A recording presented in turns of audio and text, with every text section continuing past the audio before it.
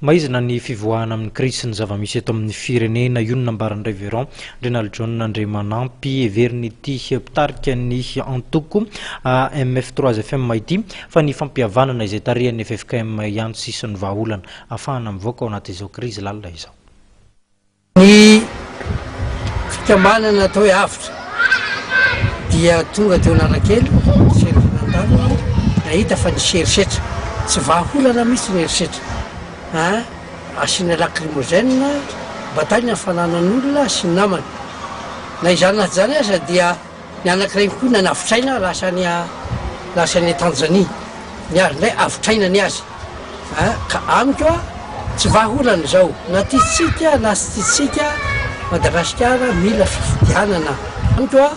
tsy falavotanaina mihazakazaka any Dar es Salaam fanafodiny raharam-pirenena fa